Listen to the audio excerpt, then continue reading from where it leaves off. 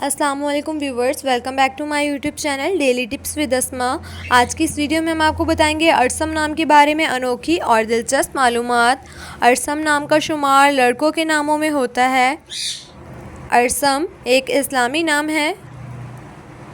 अरसम नाम की इब्तिदाई तारीख़ अरबी ज़बान से निकलती है।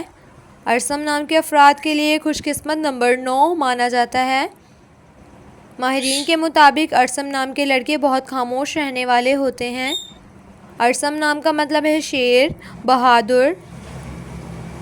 अरसम नाम के लड़कों के लिए खुशकिस्मत दिनों में सोमवार और जुमेरात का दिन शामिल है।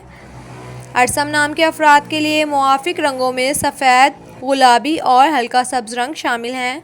अरसम नाम के अफराद के लिए मुआफ़िक पत्थरों में नीलम पत्थर शामिल है। खुशकिस्मती वाली धातों में हिंसों के हिसाब से चांदी शामिल है। सो फ्रेंड्स, अगर आप अपने नाम का मतलब जानना चाहते हैं तो कमेंट बॉक्स में अपना नाम लिखें। इंशाअल्लाह हम आपके नाम की वीडियो ज़रूर बनाएंगे। Thanks for watching. अल्लाह हाफिज़।